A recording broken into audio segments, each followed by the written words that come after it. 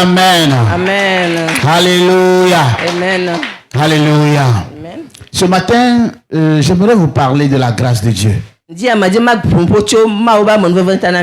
le pasteur Amen a donné une définition très simple de l'action de grâce tout à l'heure. Ça m'a vraiment touché. Je ne suis pas prêt d'oublier ça. Il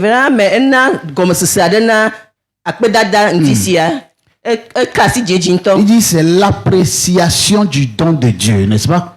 C'est l'appréciation du don de Dieu. Je vous assure, je crois que c'est quelques mots, 5 mots seulement. Mais ça dit tellement de choses. L'action de grâce, c'est l'appréciation que vous faites du don que Dieu vous a donné. Parce que, bien, écoutez ceci. Une chose est qu'on te donne quelque chose. Mais l'autre chose, qui est même plus importante, c'est ce que toi tu fais de ce qui t'a été donné. Je reprends ce que j'ai dit. Une chose est qu'on te donne quelque chose. Une chose est qu'on te fasse un cadeau. Ça, c'est pas vraiment le plus important. Le plus important, c'est ce que toi tu fais de ce cadeau. C'est ça qui va changer ta vie. Ce n'est pas le don qui t'a été fait qui va changer ta vie. Si quelqu'un te donne, je sais pas moi, la voiture la plus chère au monde, et que toi tu ne sais pas ce que tu vas en faire, ça va rester là-bas. Ça va pas servir. Ça va pas être utile. Est-ce que quelqu'un me suit? Est-ce que quelqu'un me suit? Alors, nous devons savoir apprécier le don de Dieu. Amen. Amen. Et je crois que ça là, cette définition est le résumé de tout ce que Dieu m'a mis à cœur de dire ce matin. C'est pourquoi j'ai tellement aimé cette définition. Merci homme de Dieu. Alléluia. Amen. Alléluia. Amen. Nous tous nous savons que le don de Dieu c'est la grâce. Le don de Dieu c'est la grâce. Le mot grâce ça veut dire don. Voilà, un cadeau gratuit que tu n'as même pas demandé. Tu n'as même pas demandé et que tu n'as même pas rêvé. 1 Corinthiens chapitre 2 verset 9, on va commencer par là. 1 Corinthiens 2 verset 9. Hello, vous êtes avec moi? Est-ce que je peux avoir un lecteur ce matin qui va m'aider? 1 Corinthiens 2 verset 9. Verset 9. Oui. Mais comme il est écrit, ce sont des choses que l'œil n'a pas vues. Écoutez ceci. Ce sont des choses que l'œil n'a point vues. Oui. Que l'oreille n'a point entendu. Que l'oreille n'a jamais entendu. J'aimerais avoir l'attention de quelqu'un. Parce que la parole de Dieu pénètre dans votre esprit au travers vos oreilles physiques et au travers votre âme. Amen. Amen. Donc j'aimerais avoir votre attention, s'il vous plaît. Si vous ratez la parole de Dieu, alors vous ratez le don de Dieu. Vous ratez le miracle de Dieu. Est-ce que quelqu'un me suit? Alors voici ce que l'Écriture nous dit. Il y a des choses que l'œil n'a pas vues, que l'oreille n'a pas entendues. On continue mon frère. Et qui ne sont point montés au cœur de l'homme. Et qui ne sont point montés au cœur de l'homme. Ça veut dire quoi? Une seconde. Ça veut dire quoi? Des choses que tes yeux n'ont jamais vues. Tout ce que tu as pensé avoir déjà vu. Tout ce que tu crois avoir déjà entendu. Quand la parole de Dieu vient à toi, elle te dit des choses que tu n'as jamais vues, que tu n'as jamais entendues, que tu n'as jamais compris. Oui, on continue. On continue. Et qui ne sont pas montés au cœur de l'homme. Des choses qu'on n'a jamais compris. Notre cœur, notre intelligence n'a jamais compris. Des choses que Dieu a préparées pour ceux qui l'aiment. Des choses que Dieu a préparé pour ceux qui l'aiment. Dis-moi amen. Dis-moi amen. Quand j'ai commencé par servir Dieu, voici l'une des paroles qui m'ont encouragé. J'ai pris cette parole littéralement. J'ai pris cette parole, je me suis vu. C'est que comparé à cette parole, ça veut dire qu'il y a des choses que je n'ai pas encore vues. Ça veut dire qu'il existe des choses que je n'ai jamais entendues. Mais on me dit, comme j'aime Dieu, comme il y a un lien entre moi et Dieu, comme je suis rentré dans son alliance, ces choses sont préparées pour moi. Ces choses sont réservées pour moi. Dis-moi amen. It's not a joke. It's not a joke. C'est la vérité de Dieu. Peu importe ce que tu vois aujourd'hui, Dieu vient te dire, toi, c'est des choses que tu ne vois pas, que tu n'as pas entendues, que je fais dans ta vie. Dis-moi amen. Dis-moi amen. Amen. Et c'est ce qu'on appelle la grâce. C'est ce qu'on appelle la grâce. Mais je vais vous parler de deux types différents de grâce que les chrétiens ne comprennent pas. Ça fait quelque temps que Dieu m'a expliqué ça. Et j'ai décidé de le partager avec des frères, afin que nous parvenions réellement à faire la distinction dans les choses, que nous ne mélangeons pas les choses. Dis-moi amen. Le premier type de grâce dont que je vais vous présenter, je l'appelle la grâce générale, qui est sur tous les hommes sur la terre. La grâce générale. Amen. Amen. Allons dans Matthieu chapitre 5, verset 45. 45, oui. Afin que vous soyez fils de votre Père. Afin que vous soyez fils de votre Père. Qui est dans les cieux. Ça veut dire que afin que vous manifestez que vous êtes différent des autres. Amen. Amen. Parce que l'idée de Dieu, c'est que nous, qui sommes enfants de Dieu, nous sommes différents des autres. Or, tout à l'heure, j'ai dit que le premier type de grâce dont je parle, c'est la grâce générale, qui est sur tous les hommes sur la terre. Amen. Amen. Continuons, mon frère. Afin que vous soyez fils de votre Père, qui est dans les cieux. Oui. Car il fait lever son soleil sur les méchants. Quand le Père fait lever son soleil sur les méchants, les gens qui se considèrent comme nos ennemis, ce soleil qui s'est levé ce matin, ça s'est levé pour eux aussi, oui ou non? La pluie qui est tombée ce matin, ça leur a apporté la même fraîcheur, oui ou non? Oui. Continuons. Car il fait lever son soleil sur les méchants et sur les bons. Sur les méchants et sur les bons. Nous tous, on reçoit la même grâce là. Amen. Amen. Continuons. Et il fait pleuvoir sur les justes et sur les injustes. Et Dieu fait pleuvoir sur nous qui sommes justes, parce que nous sommes enfants de Dieu. Dans notre champ, la même pluie qui tombe aussi dans le champ du féticheur. Et ça, c'est une vérité absolue. Est-ce que quelqu'un me suit? Est-ce que quelqu'un me suit? Hello. Nous avons besoin de plus de maturité pour comprendre les profondeurs des pensées de Dieu. Actuellement, il y a la guerre entre Israël et la Palestine. Je crois que nous avons l'information, n'est-ce pas? Et il y a des gens qui critiquent Israël. Israël fait de la barbarie. Et je parlais avec un journaliste. Non, un journaliste. Voilà. Et il m'a dit aussi qu'il est pasteur. Et lui aussi s'attaque à Israël. Il a les titres. Et j'essayais de lui expliquer que même si Israël n'est plus le peuple de Dieu aujourd'hui, la grâce que Dieu a déposée sur eux depuis le départ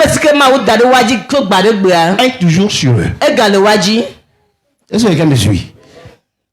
Tout ce que Dieu a dit Depuis Abraham, Isaac et Jacob. Sur ce peuple-là, c'est toujours d'actualité. Ils peuvent souffrir de toutes les souffrances. Mais leur territoire, c'est leur territoire. Vous avez compris? Pourquoi? Parce que c'est Dieu qui leur a donné. Personne ne peut prouver le contraire. C'est même parce qu'ils sont partis pendant un long moment que le Dieu qui leur a donné ce territoire a changé d'avis. Ce n'est pas parce qu'ils ont crucifié le Fils de Dieu que Dieu a changé d'avis. C'est qu'on ne connaît pas Dieu. Dieu est dans un programme clair. Il ne change pas ses programmes à cause de nous. Quelqu'un a compris ça? Bon, ça c'était une parenthèse et je la ferme. Alléluia. Amen. Alléluia. Amen. Alléluia. Amen. Moi, je n'irai pas en Israël pour faire pèlerinage parce que moi, là où je suis, c'est plus grand que Jérusalem. Donc, je n'irai pas faire pèlerinage. Le jour où j'irai en Israël, ce sera pour aller leur prêcher Christ. Vous avez compris ça?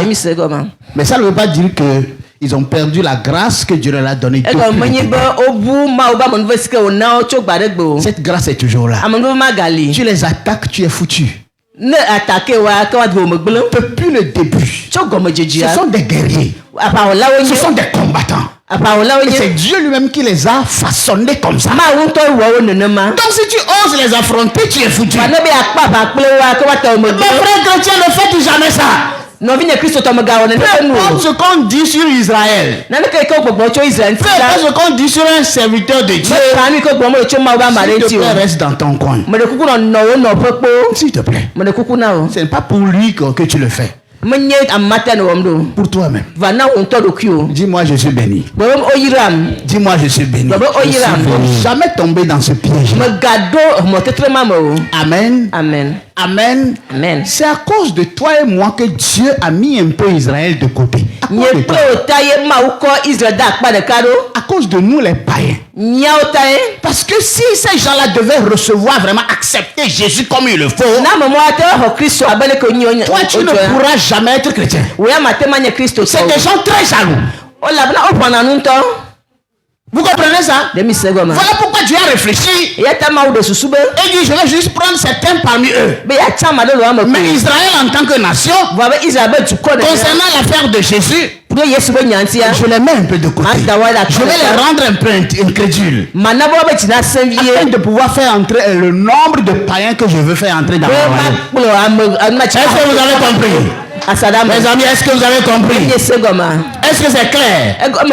Donc nous là, je vais parler de nous les païens. Nous qui ne sommes pas juifs. C'est juste un temps que Dieu a ouvert pour notre salut. Et ce temps a une fin. Ce temps-là va finir. Vous comprenez? Vous comprenez? Ce temps-là finira. Et Israël reviendra encore. Comme c'était au début. Amen. Amen. Il ne faut pas s'amuser avec le feu. L'apôtre Paul dit dans le livre de Romains. L'apôtre Paul a dit dans le livre de Romains. Il dit, si l'olivier, la branche originale qui est sur l'olivier a été coupée. Amitiba lozea. Entonto be jokwa o suejo. No tu alozemajo. Kudo soe aloyeba loze entonto o suejo. Fia woya o so va greffer ntie. Ye lo glojo ya. Nka obunabela te joro woya ji o. Vous comprenez ça? Israël est la branche directe sur l'olivier. Israël maintenant Dieu les a coupés pour nous greffer. Alors, si l'original a pu être coupé et la greffe, donc les chrétiens doivent réfléchir correctement. Amen. Amen. Amen. Amen. Maintenant, je vous expliquais la grâce de Dieu qui est sur tous les hommes. Amen. Amen. Amen. Amen. C'est ça qui fait que quand le soleil se lève chez toi, ça se lève aussi chez le féticheur. Et je vais jusqu'à aller vous dire que dans cette grâce-là, qu'on appelle la grâce générale, tu peux voir même ceux qui ne croient pas en Jésus-Christ prospérer mieux que toi qui crois en Jésus. Ça arrive ou non? Répondez-moi. Oui. Ça arrive oui ou non? Il ne faut pas qu'on se mente. Il ne faut pas dire non. C'est la vérité. Mais il faut que nous comprenions ce qui se passe réellement. Amen. Amen. Parce que dans la pensée de Dieu, concernant nous qui sommes enfants de Dieu, nous ne dépendons plus de cette grâce-là. À 100% non. Ta vie ne dépend plus de la même grâce dont dépend celui qui n'est pas né de nouveau. Amen. Amen. Est-ce que vous comprenez? Vous arrivez à comprendre ce que je dis? Lorsque tu es né de nouveau, Dieu te donne une autre grâce supplémentaire. Et il veut que tu vives plutôt dans cette grâce. Voilà pourquoi il a dit que ce sont des choses que l'œil n'a point vues, que l'oreille n'a point entendues. Ce sont ces choses-là qu'il a réservées pour nous. Est-ce que vous me suivez? Est-ce que vous me suivez? Donc si vous êtes enfant de Dieu, ne vous comparez jamais aux autres. Première chose, ne vous comparez pas aux autres. Parce qu'il y a des choses qui ont été dites sur vous qui n'ont pas été dites sur eux. Il y a des choses qui sont réservées pour vous qui n'ont pas été réservées pour eux. Et ils reçoivent ce qui est prévu pour tout le monde. Maintenant, je vais vous expliquer ceci. Parlant de la grâce générale, écoutez-moi très bien. C'est une grâce. Mais pour y accéder, il faut se battre. Parce que Dieu a dit, tu mangeras à la sueur de ton front. Amen. Donc Dieu dépose la grâce. Il dit, je suis celui qui donne la semence au semeur. Et c'est moi qui fais croître la semence également. Il ne parle pas des chrétiens. Là où ce passage a été cité, ça parle du plan général. Dis-moi amen. Est-ce que vous comprenez? Ça parle du plan général. Lorsque tu sèmes un maïs dans ton champ et que le féticheur sème du maïs dans son champ, il faut que tu comprennes que le même Dieu qui a donné le pouvoir à ta semence de germer, c'est le même Dieu qui a donné le pouvoir à la semence du féticheur de germer. Parce que vous êtes dans la grâce générale. Mais ce qui se passe dans la grâce générale est ceci. Là, il faut se battre pour accéder à cette grâce. L'exemple clair que je vais vous montrer, c'est l'histoire de cet homme de 38 ans qui est malade pendant 38 ans au bord de la piscine de Bethesda. La piscine de Bethesda, ça parlait de la grâce générale que Dieu donne à tout le monde. Et le fait que les anges viennent bouger l'eau, faire mouvoir l'eau, ça parle du fait que la grâce de la guérison divine est accessible à tous les êtres humains sur terre. Est-ce que vous comprenez? Non, les gens me comprennent pas. Voici la piscine. Attends, nous allons descendre un peu. Amen. Voici la piscine de Bethesda. Dieu permet que régulièrement les anges viennent troubler l'eau, agiter l'eau. Oui. Maintenant, voici là où se situe le problème. Le problème n'est pas la piscine. Dieu l'a déposé. Les anges sont rentrés dedans. Ils ont fait leur travail. Maintenant, là où se trouve le problème, c'est comment entrer dedans. C'est là où le problème. Voilà pourquoi quelqu'un a pu faire 38 ans au bord de cette piscine. 38 ans. Vous savez ce que ça veut dire? 3 et 8 à côté. Je ne parle pas de 18. Je ne dis pas 28. 38 ans. Il est là avant la naissance de Jésus.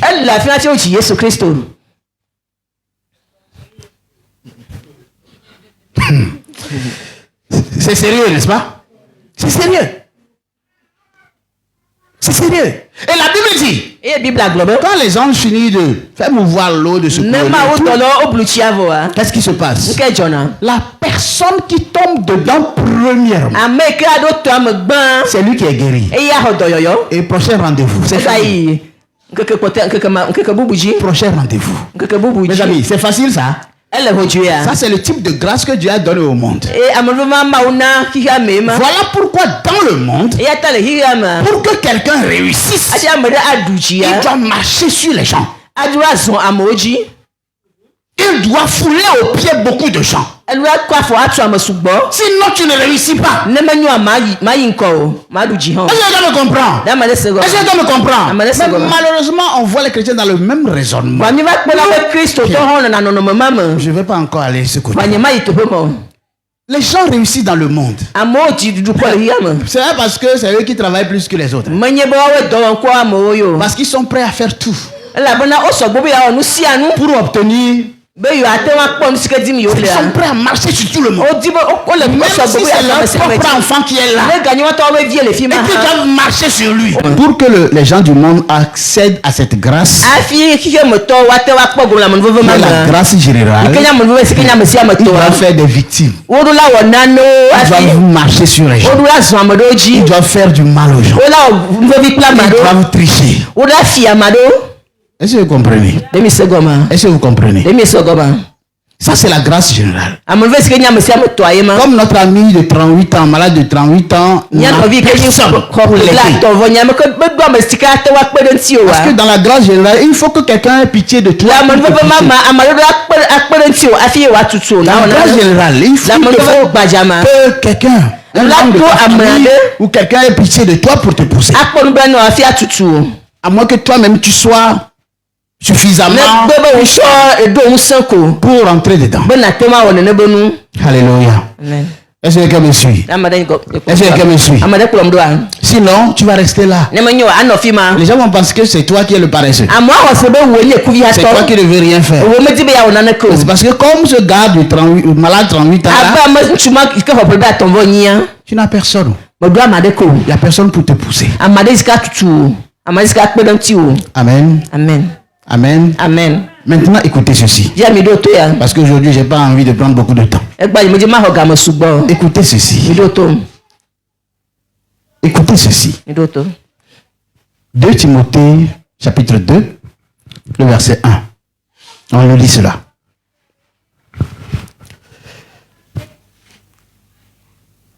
« 2 Timothée 2, verset 1. Oui. Toi donc, oui, mon enfant, fortifie-toi dans la grâce qui est en Jésus-Christ. Amen. Il faut souligner ça dans ta Bible. La grâce qui est en Jésus-Christ. Amen. Amen. Donc il y a la grâce générale pour tout le monde. Et puis il y a une grâce qui est uniquement en... Les gens ne me suivent pas. Est-ce que vous arrivez à me comprendre? Oui.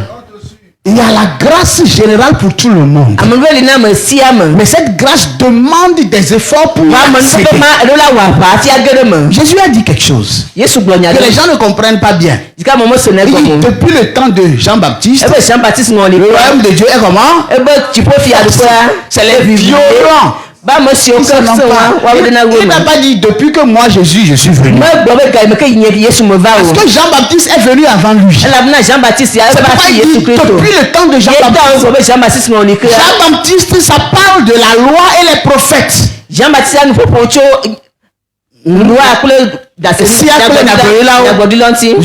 seul réunit la loi et les prophètes. La grâce est disponible, mais il faut un effort pour y accéder. Est-ce que tu me comprends? C'est pourquoi Jésus a dit depuis le temps de Jean-Baptiste. Pourquoi il a dit depuis le temps de Jean-Baptiste? Parce que entre la première partie de la Bible qu'on appelle l'Ancien Testament et la deuxième partie qu'on appelle le Nouveau Testament, il y a eu un vide. Les foudres de entre Malachie, le livre de Malachie et Matthieu, il y a eu un grand silence, un grand trou de près de 500 ans où Dieu n'a plus jamais parlé. Israël n'a plus rien fait avec Dieu. Est-ce que vous avez compris? Voilà pourquoi eux-mêmes, ils ont eu à créer des choses. Les pharisiens, les sadducéens, les scribes, puisque Dieu ne leur disait plus rien. Tout comme aujourd'hui. Ils ont un drapeau, ils ont une hymne national, ils ont un premier ministre. Pourquoi? Parce que Dieu ne leur dit plus rien. Donc il faut qu'ils fassent quand même quelque chose. Il ne peut pas rester là en train de regarder comme la nature a horreur du vide, n'est-ce pas? Donc il y a eu un silence entre Malachie et Matthieu. Donc ce silence a été rompu par la naissance de Jean-Baptiste. C'est en ce moment-là que la voix de Dieu a repris encore. Voilà pourquoi Jésus dit depuis le temps de Jean-Baptiste, le royaume de Dieu est forcé. Amen. Amen. Vous avez compris ça maintenant? Il ne faut pas aller dire ça à l'évangélisation que le royaume de Dieu est forcé. Faut pas dire. Parce que toi, tu n'es pas disciple de Jean-Baptiste, s'il te plaît. Dis-moi amen. Amen. Est-ce que tu m'as compris? Très bien. Merci beaucoup. Alors, Paul dit, Apôtre Paul, toi, mon enfant, fortifie-toi dans la grâce. Dans la grâce qui est où? Dans la grâce qui est où? Ça veut dire que cette grâce-là est différente de celle que nous connaissons. Amen. Amen. Et c'est de ça que je veux vous parler au fait. Parce que les chrétiens n'arrivent pas à faire la distinction entre les deux. Amen. Amen. Amen. Amen. Ok. Je vais vous expliquer ceci. Si tu es enfant de Dieu, tu sais qui tu es. Tu connais ton identité. Tu sais pourquoi tu es sur la terre. Lorsque toi es un païen, vous êtes sur un même territoire. Peut-être vous êtes des voisins. Vous êtes dans la même maison. Et que vous vous retrouvez dans une même situation. C'est que apparemment vous avez, toi qui es enfant de Dieu, tu as un problème. Et le même problème, ton voisin qui est peut-être musulman ou qui est féticheur ou qui est animiste, il a aussi le même problème. Ça arrive, mes amis. Hello. Hello. Dieu veut éprouver ta foi. Dieu veut te faire comprendre que même si tu es sous le même ciel avec ceux qui ne croient pas en Jésus, toi tes réalités sont différentes. Nos problèmes peuvent être les mêmes, mais les solutions ne seront jamais les mêmes. Mon enfant peut tomber malade et son enfant va se retrouver dans le même hôpital. Mais laissez-moi vous dire, mais ma solution est différente de sa solution. Ma source de solution est différente de sa source de solution. Moi, je dépends d'une grâce qui n'est même pas visible. Je dépends d'une grâce qui n'est pas sur terre. Est-ce que vous me comprenez? Je dépends d'une grâce que l'œil ne peut pas voir, que l'oreille ne peut pas entendre, que même aucun homme ne peut imaginer. Un être humain simple, normal, ne peut même pas rêver de voir la gloire que Dieu a réservée pour ses enfants. Amen. Amen. Parce que toi, tu es en Jésus-Christ. Ça veut dire quoi? Toi, tu es sur un autre territoire. Toi, tu es une autre personne. Est-ce que vous comprenez? Est-ce que vous comprenez? Et ça, nous devons arriver à mettre cette différence. Ça va faire que même si tu vas quelque part et puis on te dit tu as raté l'avion, tu as raté le car, quand tu te checkes bien, tu sais que c'est pas toi qui as fait une erreur, tu t'assois là, tu dis merci Seigneur, parce que ça c'était pas pour moi, le mien ça arrive. Je m'assois là et puis je suis en paix. Dis-moi très fort gloire. Alléluia. Amen. Alléluia. Amen. Je ne vais pas commencer par me lamenter comme les autres. Non. Pourquoi? Parce que moi on m'a dit que toutes choses travaillent pour mon bien. On n'a pas fait de sélection. On n'a pas dit que c'est les bonnes choses seulement qui travaillent pour mon bien. On a dit toutes choses. Amen. Amen. Amen. Amen. Amen. Attendez, ce n'est pas vous qui allez dire à Dieu comment il doit vous bénir. C'est pas vous qui allez dire à Dieu comment il va créer le contact entre toi et ton mari. Hein? Ce n'est pas toi de le lui dire. Et il n'est pas obligé de te le dire avant. Il a dit aux enfants d'Israël, j'ai envie de faire rentrer des rois et des princes chez vous. Donc je vous donne un conseil précieux. Ne fermez pas vos portes. Gardez-les ouvertes. De jour comme de nuit. Et bien, et si le méchant entrait? Et si l'ennemi entrait? Non. Ce ne sont pas les portes qui gardent ta maison. Ce ne sont pas tes petites stratégies qui te gardent. C'est parce qu'il y a des choses qui ont été écrites sur toi. Alléluia. Et le Fils de l'homme s'en va comme cela a été écrit de lui. Amen. Ou bien, si c'est comme ça pour mon maître, ce sera différent pour moi. S'il y a des choses qui ont été écrites sur lui, Jésus lui-même, il a dit à Jean-Baptiste, fais-toi et baptise-moi, parce que c'est ce qui doit être fait. Amen. Amen. Amen. Amen. Amen. Amen. Il y a des fois on pense que oui, c'est vrai, je suis chrétien. Mais il faut que moi-même je réfléchisse aussi. Oui, je suis chrétien, mais ça ne veut pas dire que je suis fou. Laissez-moi vous dire. Un chrétien, un enfant de Dieu, c'est un fou. Selon la définition du fou, de la folie du monde, selon le monde, nous les chrétiens, nous sommes fous.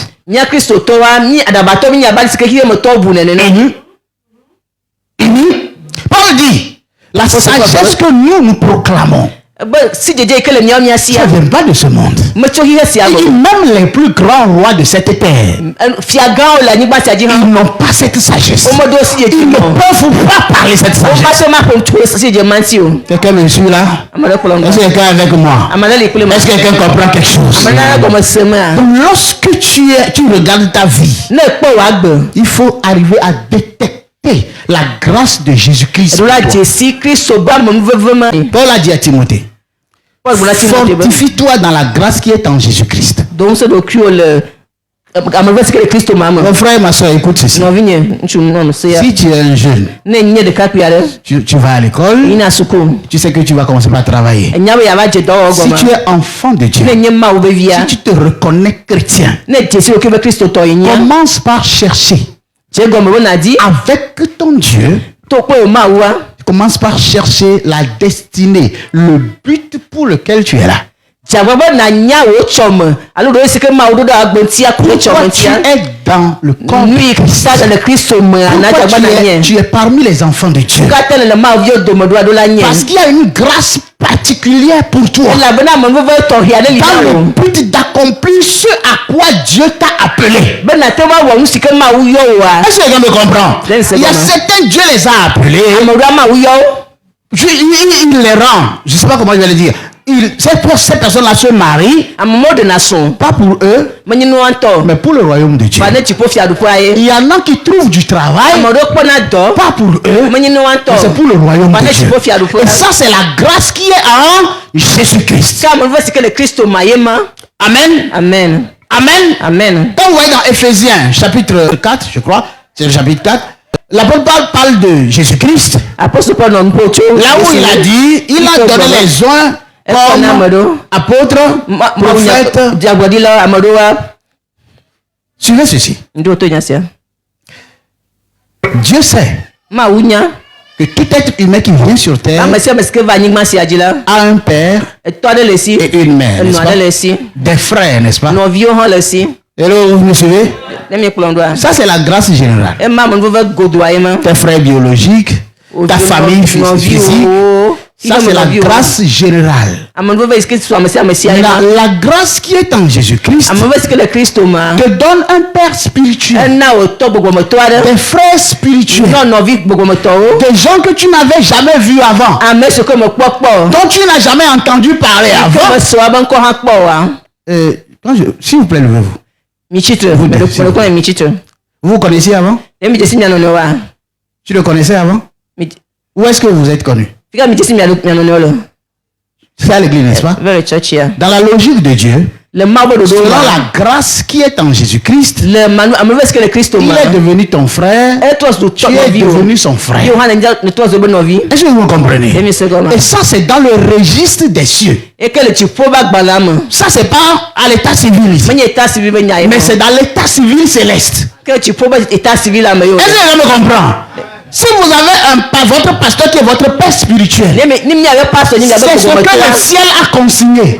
Ma soeur, tu as compris. Ça, ce n'est pas les hommes qui écrivent. C'est la grâce qui est en Jésus-Christ. Il y a pris quelqu'un que tu n'as jamais vu. Tu ne connais rien de lui. Et tu te positionnes sous son autorité. Il te dit tu es son fils.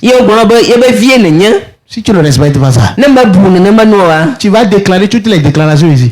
Il n'y aura rien. Pourquoi? Parce que Dieu a dit, honore ton père et... Est-ce que vous me comprenez? Est-ce que vous avez compris? Voici la grâce qui est en Jésus-Christ. Il nous a donné des frères spirituels. Il nous a donné des pères spirituels. Maintenant, c'est à toi de choisir. Qu'est-ce qu'il faut privilégier? Tu as des frères biologiques à la maison, dans ta famille. Vous asseoir, s'il vous plaît. Merci. Amen. Amen. Amen. Amen. Tu as une famille physique, peut-être qui est grande. Dans ta famille, tout le monde est riche. D'accord, c'est bien. Mais ça, c'est pas la grâce qui est en Jésus-Christ. Ça, c'est la grâce générale. La grâce qui est en Jésus-Christ te donne aussi des frères. Mais qu'est-ce que Paul a dit? C'est des choses que nous n'avons jamais imaginées. On n'a jamais vu avant. On n'a jamais entendu parler. Donc, il y a les frères dedans. Il y a ta bénédiction dedans. Il y a tout ce que tu peux avoir dans le monde. Il y a son reflet dans le spirituel.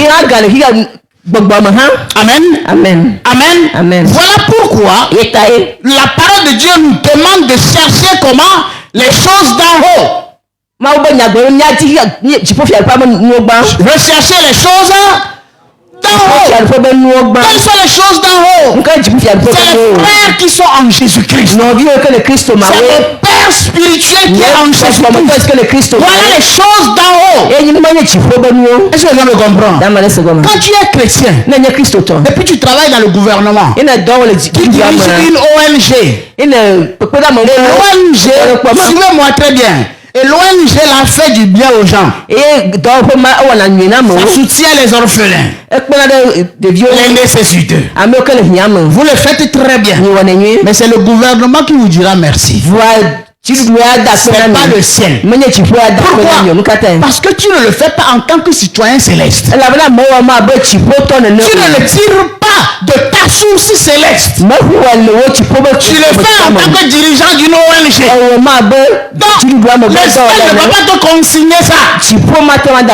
Lorsque tu passes tout ton temps à faire ça, et que tu oublies ta maison, et tu oublies tes frères qui sont d'en haut, là tu te triches. Est-ce que quelqu'un me comprend?